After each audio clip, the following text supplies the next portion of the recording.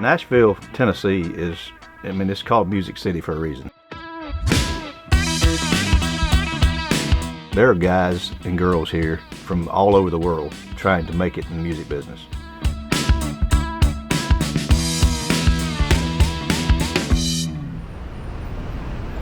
When I decided I wanted to move here, I told my parents, and they kind of knew along the way that I'd been thinking about moving to Nashville. So when the time came and I told them, hey, I really want to do this. My dad was kind of, he was an ex-high school football coach. His life revolved around sports, just like mine did. It was almost to the point if you didn't play football, you were going to probably have a tough time getting on in town. He didn't tell me not to do it, but he kind of looked at me like I had 5 heads. My mom, on the other hand, from the very get-go, she's like, you wanted to do this for a long time. If you don't do it now, you probably never will. You're going to regret it. So my mom pretty much pushed me to make this decision and just go with it. Go for it.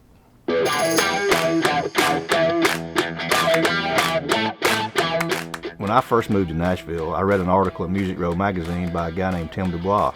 Tim said in this article that you have a better chance of getting drafted into the NBA out of high school than you do to make it as a songwriter.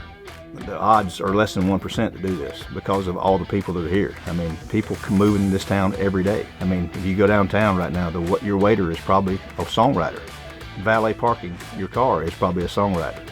The nightlife here in Nashville is full of those guys and girls. They're on stages. They got a dream and they're going to make it. And the sad part is most are not going to make it. When I moved to town, I could probably name 8 or 9 guys that moved here about the same time as me, and we wrote together. And out of those 8 or 9 that would come to my mind, I'm the only one left.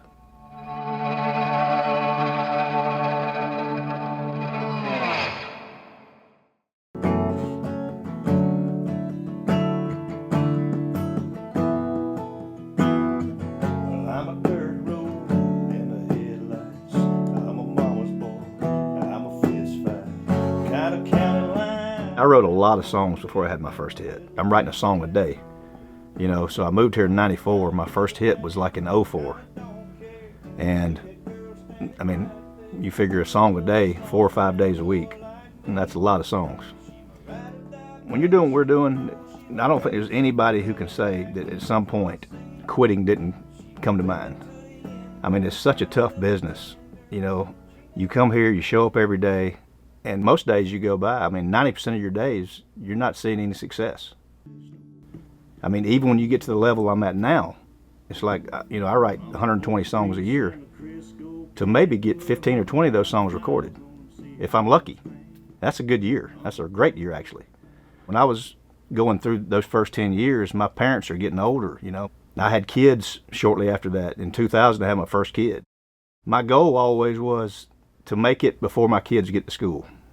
And if I can't make it before they start school, go back to Georgia.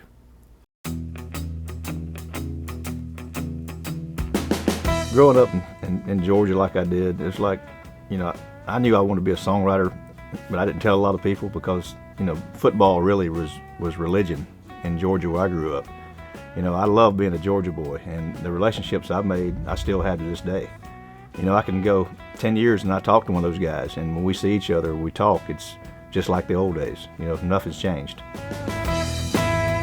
My biggest dream was getting to this town that I'm in right now. I never dreamed as big as where I'm at right now. My goal was to move to Nashville, be able to walk into a Walmart one day and buy, back then, a cassette tape, open it up and see my name on there. That was about as big as I dreamed. I never dreamed about this other stuff. I grew up with a guy named Red Akins who ended up being a country star, who's the father of Thomas Red Akins. So we kind of shared the same dream. We were both football players. We were known in our towns as football players and baseball players. But he was the only guy that shared the same dream of music as I did. And so when we met, we instantly became friends. And Rhett actually moved here 2 or 3 years before I did to write country music. But the fact that he made that jump by himself made it a lot easier for me. I'm not 100% sure I would be here if he hadn't made the jump before I did. So the fact that he was here already, made it easier for me to make that decision. And it didn't make it any easier when I got here because, the bottom line is, when I got here, he was a 24-year-old kid just like I was, and we had to figure this thing out. First thing I did when I moved to Nashville, I had to have a job, because obviously I was making no money in the music business. I didn't know anybody in the music business other than Rhett. I took a job selling ball caps and t-shirts over the phone, and it was basically a telemarketing job. And I'd go there at 7 o'clock every day, and I would work till 1. I would leave there, grab a bite to eat, and I would find somebody who wanted to write at 2 o'clock. So most guys in Nashville at the time were writing at 10 o'clock in the morning every day. That was pretty much the standard time to write. So me working another job, I had to find guys that were willing to write later. So pretty much every day I would start writing at 2, and I'd write until I got done, whatever time it would be. Sometimes it would be 7 o'clock, sometimes 8. I'd come back home that night. I'm still not a great guitar player, but I would come home at night after I had dinner, and I would sit in my chair with my guitar. And I mean, the hours I put in back in those days are nuts. I mean, just, trying to get to where I am today. And that little ball cap company I worked for ended up being a pretty good place to work. I mean, me being as competitive as I am, they had a sales board, for everyone to see.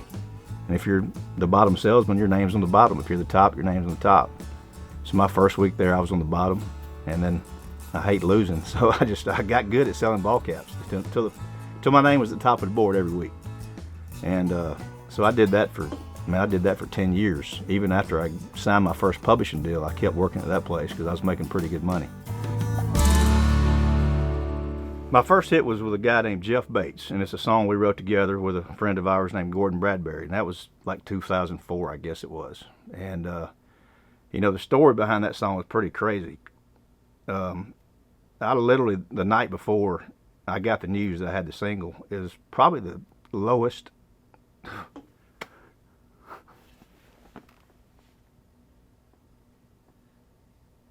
I can't believe I'm getting choked up about that.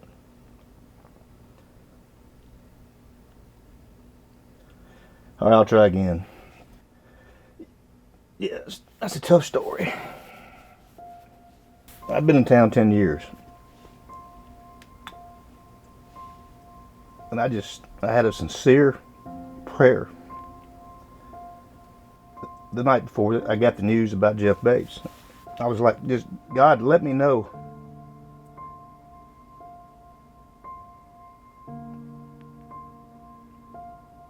what I need to do. My family, my parents are getting older. My grandparents are getting older. If I'm supposed to be here, I need a sign.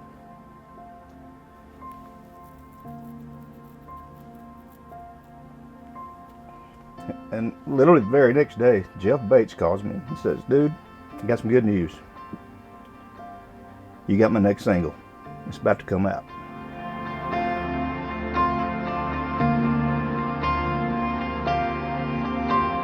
I can honestly say since that day, I've never looked back once. I feel like my songs, I'm supposed to be here. My songs are supposed to, make people happy, change lives or whatever. So I feel like I'm in line with what God wants me to be doing.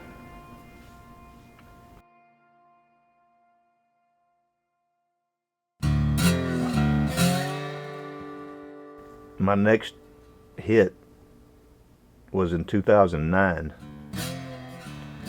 and so I went 5 years there. I had some success along in between there, where I was getting the songs recorded, just not having the songs on the radio. And the last thing you want to be is that one-hit wonder, So you're sitting there wondering, all right, I've talked to God. I know where I'm supposed to be. Am I supposed to be here hitless, or is there big things heading my way? And about that time, my buddy Red Akins and a guy named Dallas Davison started writing pretty heavy together. And I still remember the conversation we had in one of our first 2 or 3 co-writes. It's like, man, we kind of all felt like we were chasing radio. We're chasing what Nashville is doing. And a lot of times we get in the truck and put our songs in, and we loved them. And so we kind of made the decision, let's write what we love. Let's do something we love. If we can leave here today with a song that we want to play, that we want to turn up, there's probably some other people that are going to feel the same way. So let's be who we are. You know, we're country boys. We're from Georgia. We grew up, you know, hearing our grandparents talk in a certain way, and you know, there's a way that we grew up that a lot of people can't relate to. But even if you can't relate to it, it's interesting to you. Mama poured grease in a Crisco can, put 100,000 miles on Sears box fan. Uncle Joe put tobacco on my hand, but them yellow jackets tore me up. I mean, I personally witnessed my mom pouring grease in a Crisco can growing up. I remember riding around with my granddad with the windows up, him smoking. And I would try to roll the window down just to get a little fresh air. He said, "Roll that window up. You letting the cool air out." I didn't know that I was probably sitting there. I mean, I was breathing in secondhand smoke, and he didn't know it either. He just knew that he didn't want me to waste his air conditioning. You know, I had tobacco put on a bee sting to take the sting out. So things like that, you know, that's not really mainstream country music these days. So we started out just writing things that we saw growing up from our families, from our parents, from our grandparents. And, you know, we even put in the song, you might not know what I'm talking about. I may sound like I'm talking crazy in a different language. But that's all right, because I lived it. And man, I lived. And, you know, that's one of my favorite songs because it's really personal and it's really honest. And it's really a dying way of life. That, you know, that stuff that I saw growing up and the things I lived, my kids will never know about that stuff. You know, that those days are over. So we started putting our own spin and doing our thing. And from that moment forward, we started getting songs recorded left and right. And it just completely blew up.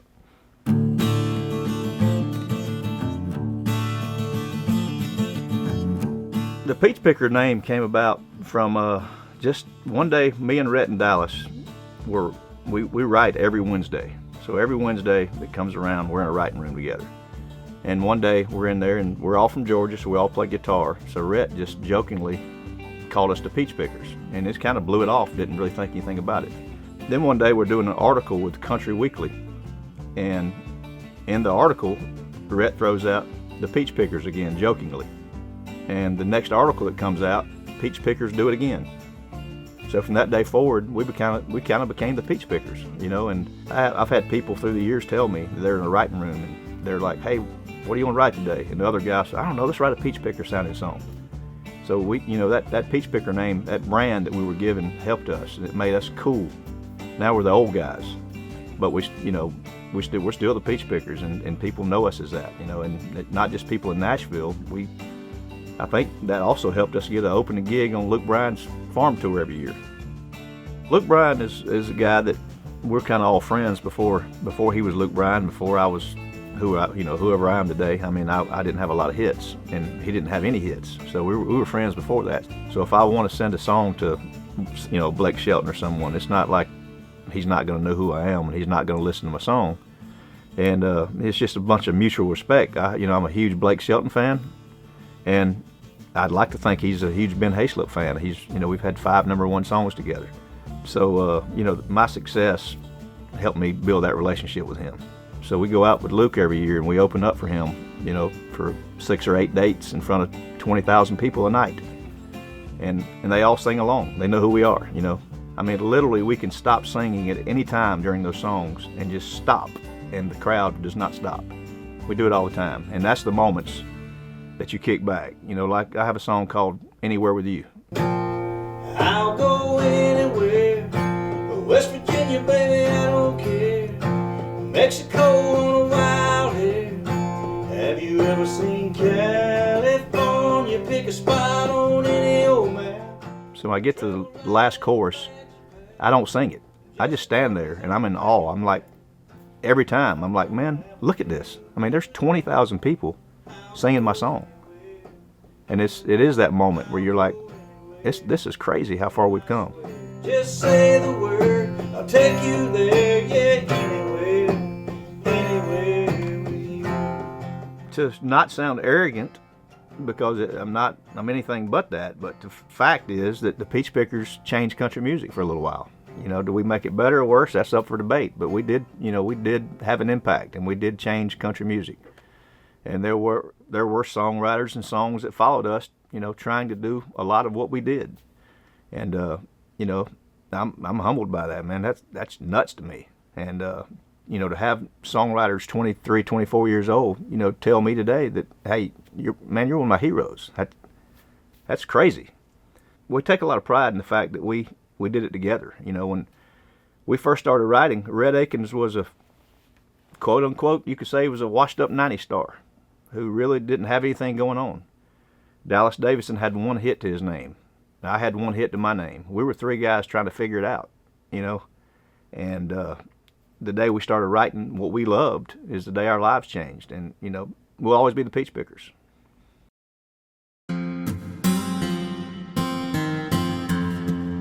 When you're a songwriter, you're pretty much getting rejected every day, because there's not a day that goes by that my songs don't get heard. I mean, somebody's hearing my songs every day, and 99% of the time they're saying no. I mean, nobody wants to be rejected, but you really sincerely have to be about as mentally tough as a person as there is to make it in this business, because if you can't handle failure, you just can't be in this business. When you're a songwriter or you're an artist, there's going to be people out there that sit behind a computer and their only job in life is to talk about your songs. They're going to tell the public why they're so bad, why they're so broke country is the quote-unquote term that goes around these days. You know, I don't like reading that stuff. I can't sit here and say it doesn't bother me sometimes, because it does, but it doesn't bother me like it used to. I mean, you know, I know there's going to be opinions about my songs. The only judge I need is two things. First of all, how I feel about it, and obviously a lot of other people love it because it just went number one. So am I going to look at this song that goes number one, or look at this guy over here who doesn't even put his name behind his article? Social media these days, I mean, especially if you're an artist, I mean, you know, guys like Thomas Rhett and Luke Bryan are getting so much hate, and sometimes it's easier. You can have 5 million people sit there and tell you how great you are on social media, and that one guy tells you how bad you suck, and sometimes that's all you focus on is that one guy. And you gotta just put that behind you. And the best thing is not read it, but we're probably gonna read it because we're human, and there's stuff being written about you, you want to see what they're saying. You got to take it with a grain of salt and realize that, you know, the 5 million that like you are the ones that matter, not the one that doesn't.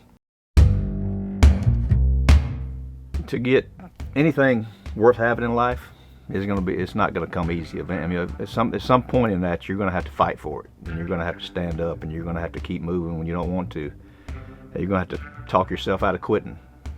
And you know, I've been there for sure, and I know that my philosophy was just keep showing up every day. You know, I wish my philosophy would have been at the time just enjoy the journey. That would have made it a whole lot easier probably. But you don't have a crystal ball. You don't know. You know, the thing about songwriting or life or anything else, you don't know if you're on the 1 yard line about to score a touchdown or on the 1 yard line about to get tackled in your own end zone. If you got something you truly love and you truly cannot live without, you got to keep showing up every day. Show up, be there, be present, outwork the next guy. You know, if you don't have a relationship with God, you better get one, because that's what got me to where I am today. If you get rejected, you've got to look inside yourself, and you got to ask yourself, how bad do I want this? Is it worth being rejected again and again and again and again? And if the answer is yes, then the heck with the rejection. Just keep grinding every single day, no matter what. If you look at it and say, you know what, I can live without this, then it's probably not worth the rejection. You need to go down a different road. But if your answer is, I can't live without this, then you know what, bring the rejection on, because eventually there's going to be no more rejection.